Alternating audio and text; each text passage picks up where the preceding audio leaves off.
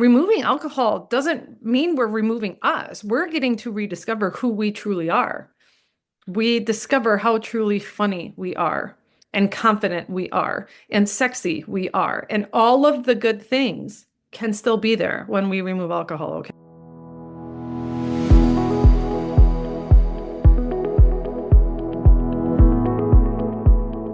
Welcome to the Shannon McCabe Show, where we break free from our drink-obsessed culture, challenge the myths around alcohol, and redefine sobriety as the empowering choice it truly is. I'm Shannon McCabe, sober coach, holistic nutritionist, and your guide to a life that feels better without booze.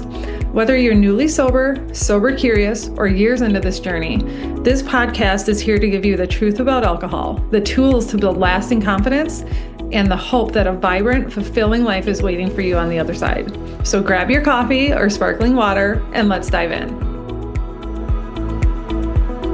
Summer used to be my favorite drinking season, you guys. For years, I believed that drinks truly made everything better during spring and summer. I spent all winter just dreaming and could not wait for the sun to come back out, especially after long Wisconsin winters, just thinking about sitting on the deck in the sunshine, listening to a baseball game, or listening to my favorite summer playlist. I really thought that it was relaxing because of the drink in my hand. Lunch or dinner on like my favorite restaurant patio, so fun because of the drinks. Sunny days by the pool, on the boat, at the cabin, at a friend's house, anything, everywhere, anytime. Drinks, drinks, drinks. And I just assumed, I really believed it to my core, that all of these moments, which were so fun, were that fun because of the drink I had in my hand. I believed wholeheartedly that the drinks, any drink, every drink, I did not discriminate when it came to alcohol, especially in the summer. I really truly believe that the drinks were absolutely required for all of these things to be fun or relaxing. For years, it did not even occur to me that that stuff would be as fun or as relaxing if alcohol was not involved, right? And you can probably relate because this is a conversation I'm having on a daily basis this time of year. And I know that when I was heading into my first sober spring and summer, I thought about this constantly. I was really worried and really apprehensive and really just full of like, I don't know how this is going to go. I don't know that summer is still going to be fun or be relaxing now that I wasn't a drinker. So if that's how you're feeling, I want you to know that it is completely normal. You are not alone, but you also don't have to give into that fear. So that's what we're going to chat about today. I'm going to talk about things that I learned during my first sober spring and summer. And I'm going to pass on as much wisdom as I can, okay? Because this is the thing, you guys. This is like the big, crazy surprise that I did not see coming and that you probably aren't going to believe. You're probably going to scoff a little bit when I say this, but stick with me and hear me out and have this conversation with me, okay? Because what I learned during that first sober spring and summer was that I wasn't actually missing out on anything. I was missing out when I was drinking through all of it. So yes, you heard me right. And I will say it again. What I realized is that getting sober didn't mean I was missing out. Getting sober helped me see that I actually had been missing out for years because I was drinking. All of those springs and summers that I made everything about the drink, I was denying myself the chance to actually truly relax, to actually have real authentic connecting with people fun that I would actually remember, by the way. And I missed out on really soaking up all of the sights and all of the sounds and all of the sunshine and all of the days and all of the nights and the people I was with. All of it. I was missing out on a huge chunk of it when I thought that alcohol was required for any and all of those occasions. Because the drinking dulled my senses, like physically, literally, it dulls our senses.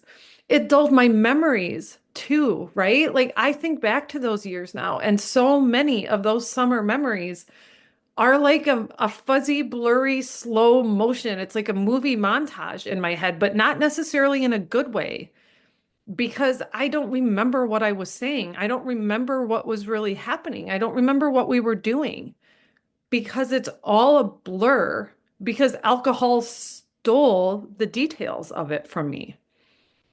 Drinking basically dulled me. So I was never fully present. I was never fully myself. I was never fully participating in any of those moments. So then on the flip side, when I quit drinking and had that first sober spring and summer, it was one aha moment after the other because I was finally truly fully aware and fully present for what is my favorite season of the year. I love spring and summer. Like after my husband and my kids and God, I love spring and summer. Okay. Born and raised Wisconsin girl, winters are harsh and I cannot wait for spring and summer every year.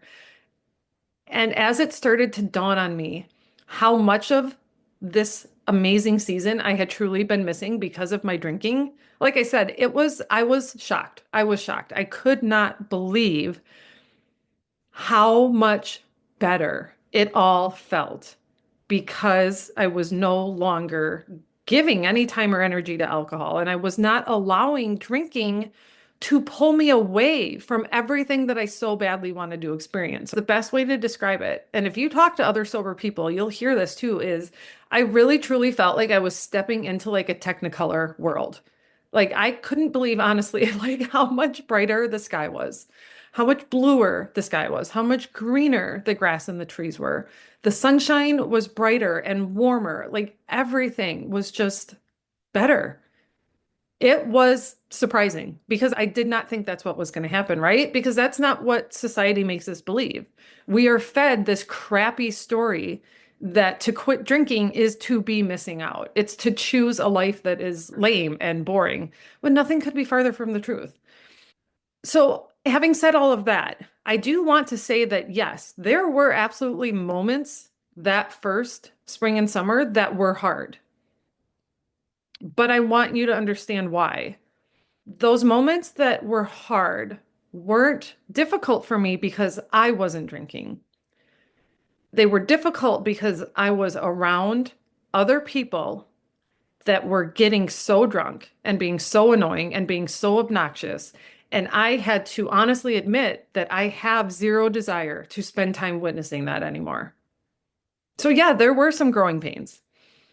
But you guys, discomfort is a part of growth. That's why they're called growing pains. And P.S., drinking brings discomfort too, right? Like, let's not forget about that. That's another thing that people gloss over is all of the discomfort, all of the downright shit and pain that we deal with because of drinking. So yes, there were some growing pains that first summer, but it wasn't because I was like stuck in FOMO or I was sad or I was white knuckling it. The moments that were uncomfortable because I had to sit and think about if there were people and places that just didn't do it for me anymore when I did not want to get wasted and when I didn't want to be around people getting wasted. Okay. So, despite all of those temporary growing pains, you guys, I never regretted staying sober, like not once. I never, ever, ever woke up in a morning and thought to myself, oh man, I wish I would have just got trashed last night. You guys, that never happened. It never has happened. 2.5 years, more than 2.5 years now. I've never regretted staying sober. But during this time, I did have to admit, yes, that some dynamics of people and places needed to change now that I wasn't into getting wasted anymore. And it was absolutely worth navigating those uncomfortable moments and putting boundaries where I needed to, because you guys, so much of that is temporary. There are times in our sober journey, and especially in the beginning, where we need to, yes, make some considerations and make some rules and make some boundaries and make some priorities that you might not necessarily need the whole entire time. And maybe you will. We all have to figure that out for ourselves. So it's some trial and error. But again, I was always glad that I did it. When I was with people and the party just started to get loud and you started to see, because you guys, this is the thing too. It does get hard to see people that you love, people that you respect, begin to act like idiots when they get drunk. And I don't say that from a place of judgment because I was that idiot for a very long time. And 100%. Like right now, saying this, I have my eyes closed and I am picturing all of the cringy shit that I said and did for years when I was the drunk, slurring, falling down lady at a party. Okay. So I am really not judging. My heart is so compassionate for people that are still stuck in that. But it is also fine for me to say that now I don't enjoy being around that. I would rather be having a quiet night with my family. I would rather go to bed early so I can get up when the sun comes up and watch a fantastic sunrise, drink coffee that doesn't make me want to throw up, and do things that make me feel alive rather than stumble and slur and forget how a night ends, okay? So, yes, there were uncomfortable moments trying to figure that all out. But again, you guys, it's a growing pain. Growing pains don't last forever, okay? And figuring out what your priorities and your boundaries are is just part of how you can set yourself up to have a similar first sober summer like I did, right? We try to make a plan. We use that plan. We say, see how it goes, and we just keep adjusting and we keep tweaking and we keep going, okay? When you figure out what your priorities are, when you figure out what boundaries you might need to set, these are the things you put in place so that you have a successful and happy first sober summer. All right. Because this is the thing. If you are newly sober, and newly sober can mean anything, you guys, you could be a month sober, you can be 7 months sober. But if you're heading into what is your first change of seasons, you are likely wondering, will I be bored? Will I have FOMO? Will I even recognize myself in these social situations without a drink? You guys, I hear this all the time. I was just having this conversation again inside of the blueprint where women are talking about, like, I'm always the fun one. I'm always the funny one. I'm always the silly one. Who am I going to be if I'm not that person? And so, first of all, we say, who says you can't still be that person without alcohol? Like, we need to understand that removing alcohol doesn't mean we're removing us. We're getting to rediscover who we truly are. You very likely are still funny without alcohol. Maybe even funnier. That happens all the time. We discover how truly funny we are, and confident we are, and sexy we are, and all of the good things can still be there when we remove alcohol, okay? But so if this is your first summer and these questions are going through your head, the wondering, am I going to be bored? Am I going to have FOMO? Am I just going to be like white knuckling it all summer long? Wondering why all of a sudden you're romanticizing drinking when you've been pretty happily sober for a few months now. You guys, this can catch us off guard when we feel like we've been, cruising along pretty good in our new sober life, in our alcohol-free life. But now all of a sudden the weather is changing and it's getting nicer. And we've got that sneaky voice back in our head trying to tell us things like, oh, our drinking wasn't that bad. Oh, we'll be missing out if we don't drink this summer. You can probably just have one. It can just be weekends. It can just be special occasions. Blah, blah, blah. That voice can say anything. Do not listen to that voice. But if you've been experiencing any or all of these things, I do want you to know that it's so common, you guys. There's nothing wrong with you. You are not doing sobriety wrong. And you're also not weak. You're not doomed. These challenges pop up when we're facing these big sober firsts. And a change of seasons is a big sober first, you guys, okay? So today I want to talk about what's possible when you approach your summer with intention instead of just hoping for the best. So let's start by talking about the invisible triggers of summer. So what do I mean by that, you guys? These are the real life moments that bring up those urges, even when you feel strong at home, especially when you feel strong at home. And this can be especially challenging if and when you've been feeling pretty good about your sobriety in your day-to-day life. because then it seems like these come out of nowhere. And all of a sudden we're thinking about alcohol in a way that we maybe haven't in like weeks or months even. And we find ourselves romanticizing it again. We find ourselves feeling doubtful. We find ourselves being like, oh shit, like what did I do? How am I going to do this? How can I possibly stay sober through a whole summer? What does that even look like? And then that starts a whole nother process because you're like, but wait, what? I'm 60 days, 90 days, 6 months sober, and I've got my routines and my habits, and the brain fog is gone. The mental clarity is here. I'm sleeping amazing. I'm working out. I feel fantastic. Why all of a sudden am I like obsessed with thinking about alcohol again? And you guys, it's because of these invisible triggers of summer when they start popping up. So when we start thinking about or talking about the barbecues and the pool parties and camping or the cabin and family reunions and weddings and vacation and all of these people and places and occasions where your only frame of reference is the past drinking version of you. The new you, the real you, by the way, the real you, the alcohol-free version of you, hasn't done those things sober yet. So your brain is just trying to make sense of what's happening. The you that you are right now, the steady, content, reliable, free, at peace, confident, happy, sober you, has not done summer yet. That is why suddenly you might be doubting yourself. That's why you might even feel like you're doubting your sobriety. Not because you can't do it. It's literally just because you haven't experienced it yet. So your brain does not know what to expect. And so it does not know how to prepare. It's got nothing to pull from for a reference point.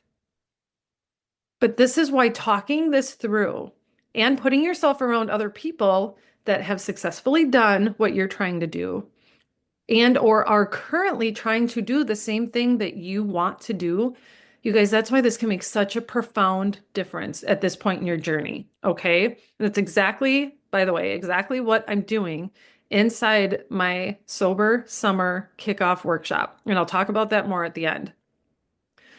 But what happens, you guys, is it really, really helps us when we name this process that's happening in our brain.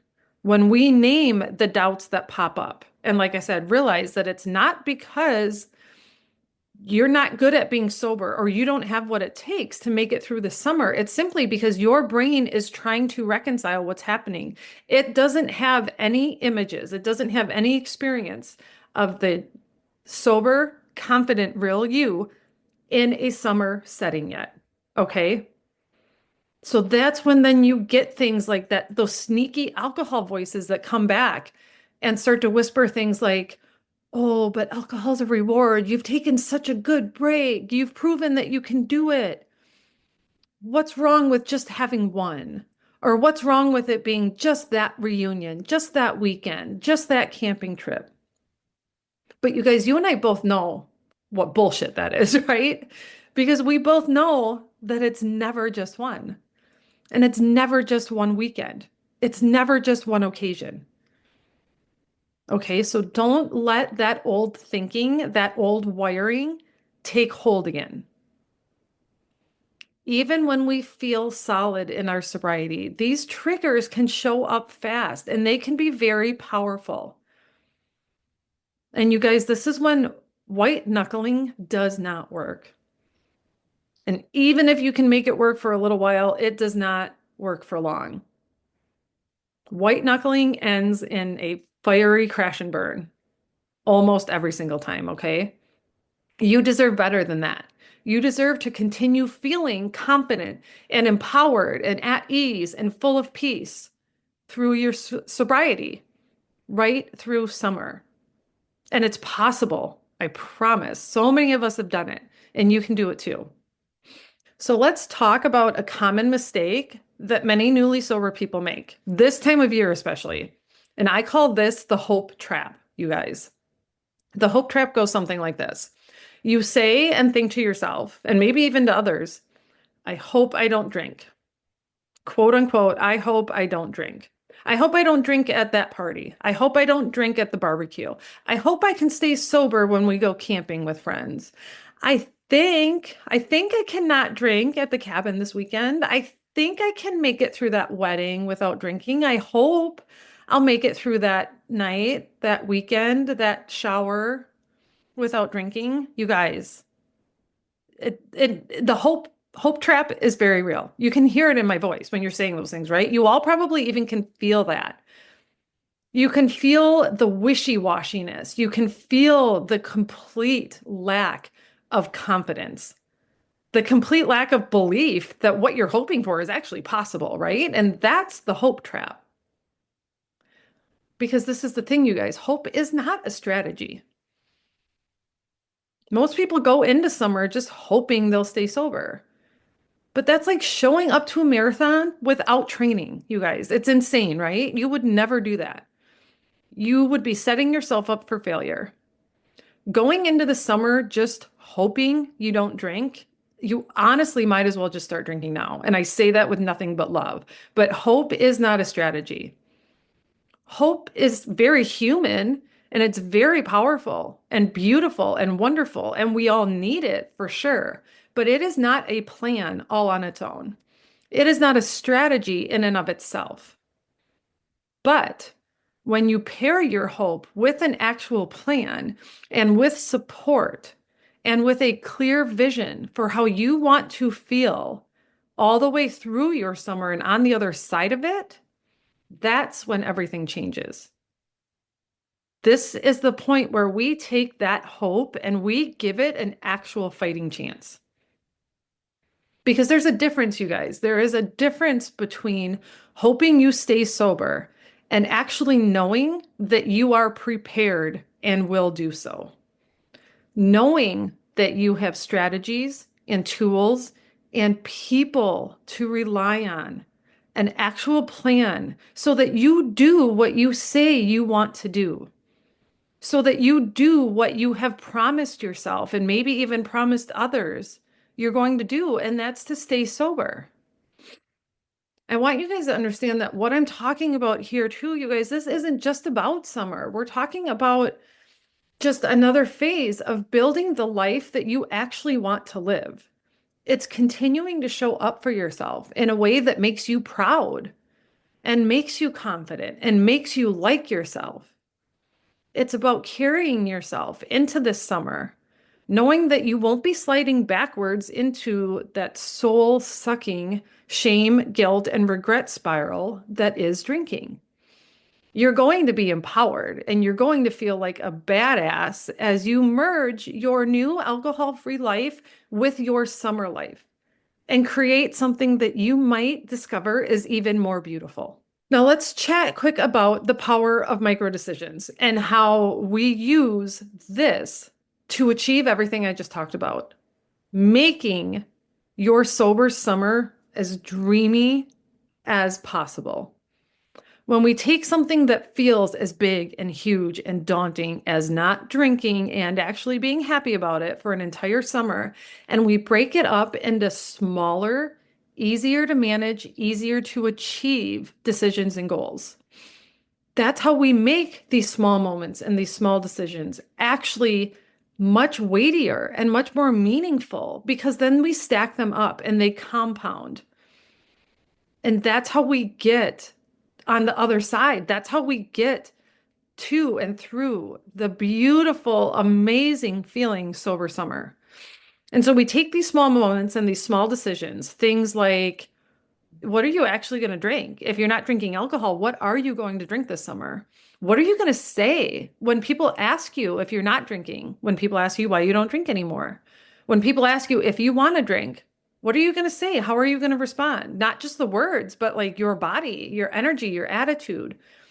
When you know how to handle those small moments, when we know how to handle those small decisions, they create a totally different experience than what we're expecting or what we're afraid of. Okay.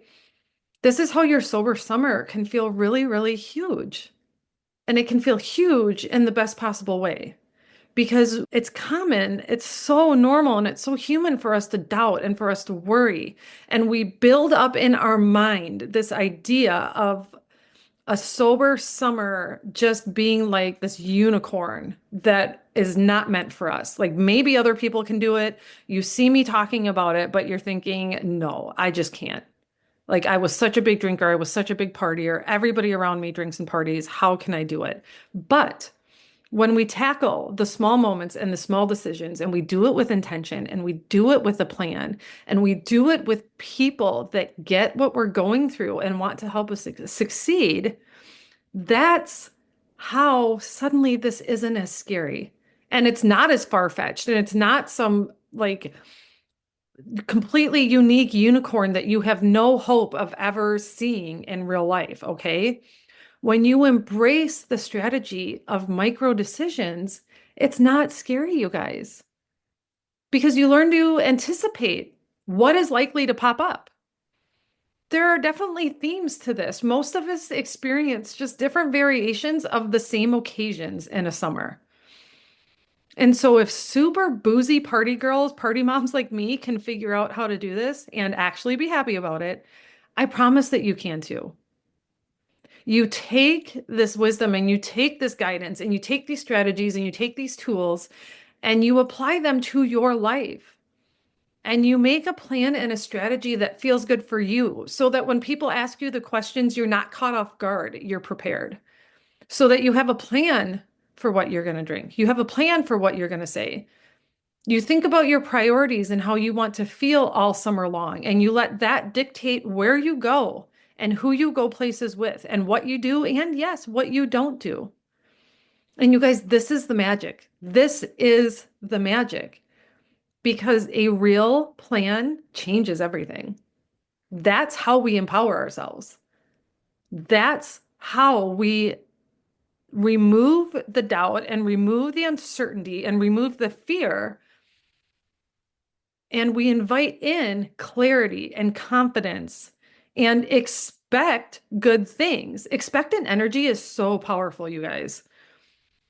When you expect to be surprised and delighted, when you expect yourself to rise to an occasion, when you expect an experience to be good or maybe even better than you can imagine, that's when life gets really good.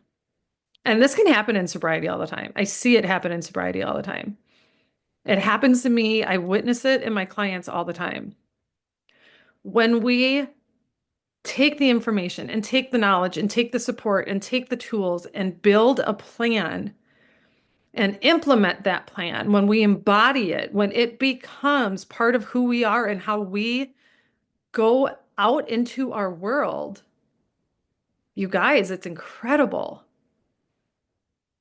It's incredible. This is how you create your first sober summer. And this is how you find yourself thinking, oh my God, this is so much better than I thought it was going to be. Or, oh my God, I can't believe how much better I like this. Okay. You guys, I promise this is possible. This is what I did. This is what I did during my first sober spring and summer because I was determined to continue feeling confident in my decision not to drink. And I wanted to continue feeling at peace as a sober woman and focus on the freedom and focus on the ease. So I made sure that I had a plan and I had tools and I had strategies so that I could do what my brain needed me to do, which was marry this new version of me, this real me, the sober me, with summertime. And I did it one day at a time, event by event, every weekend at the cabin, every pool party, every barbecue, every bonfire was me bringing these two realities together. And you guys, I love it so much and it works so well.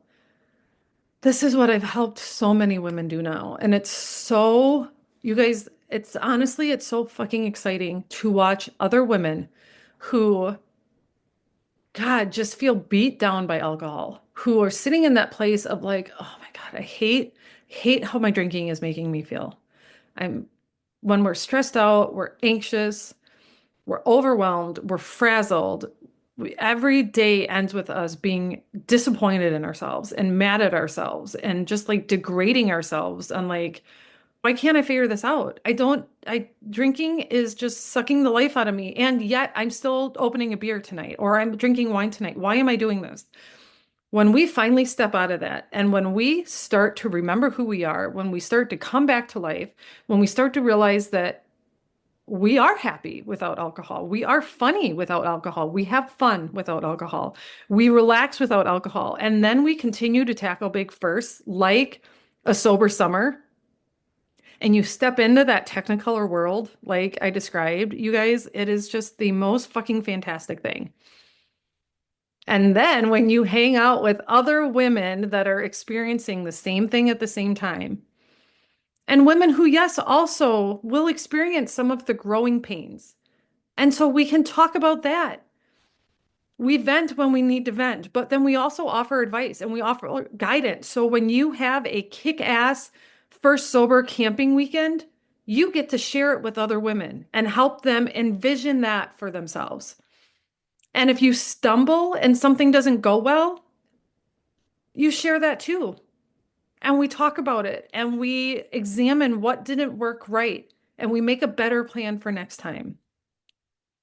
This is exactly what I do inside my coaching groups, but specifically my summer kickoff workshop.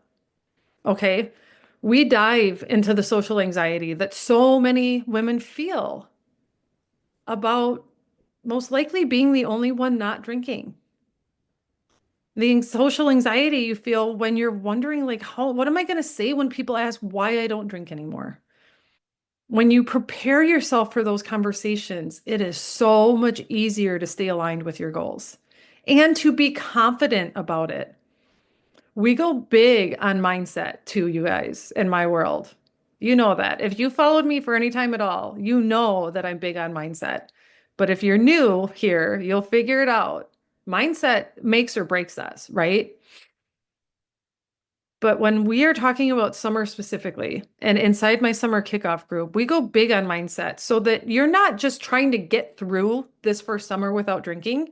I want you to actually feel excited to stay sober. I want you to be confident. Even if it's a little bit of that scared excited, it's still excited. It's still empowered. It's still you being able to say to yourself, like, okay, this is going to be new. But I know I've done the work. I know I'm prepared, and I know I have kick-ass women behind me that I can rely on to help hold me up if I need it. This is how we get you feeling grounded and confident so that you're continuing to operate from that place of ease and that place of mental clarity. So you're not swayed by what's going on around you. You know who you are and what you want. And what you want is to continue being a fucking sober, badass woman and walking this walk in this beautiful, sober life. So we keep talking about the power of owning your choice and reframing conversations around alcohol and discovering what feels good for you in terms of social events and outings and more practical things of like what feels good in your glass. What are you going to drink so that you feel at ease and empowered? Because we're not here to just white knuckle this, you guys. We're not here to settle down and to just settle for FOMO or settle for white knuckling. That is not good enough. That is a half-assed way to live. And that's not what I'm here for. It's not what you're here for either. You don't need to skip every cookout. You don't need to skip the trip to the cabin. You don't need to skip the boat day. You just need a plan. You need strategies. You need people that know how to do it successfully that can teach you. Because you guys, being happily sober isn't about avoiding people that still choose to drink. It's about us feeling so good about our decision to not drink that we are not affected or swayed by what other people around us are doing. That is the freedom. And that's the transformation. And that's what happens every day in my world. You guys, it's so possible for you too. So if this is your first, or maybe your next, maybe you've been sober for a while, but you're realizing now that you have just been white knuckling it. You are not happy. You are not thriving. You do not feel at ease when other people are drinking around you. Then I would love to have you in my world. If you want support for handling these triggers, for knowing what to say, for feeling good about your decision to stay sober, if you want more than just getting through this summer, if you want more than just hoping you don't drink, I want you to join me for my summer kickoff workshop. It is tailored coaching, tools, real talk, strategies, accountability, just for women to help you feel ready and empowered and confident to own your first sober summer. All right, you guys, thank you so much for hanging with me today. If you've got questions, if you want to chat more about sober spring and summer, come find me over on Instagram. Always hit me up in my DMs. I love to hear from you guys. I'll see you next week. That's it for today's episode. If this conversation resonated with you, don't forget to subscribe so you never miss a new episode. And if you're loving the show, I'd be so grateful if you'd leave a quick review. It helps others find this message and start their own journey to freedom. Until next time, keep choosing yourself, keep believing in what's possible, and remember, you are so much stronger than you think.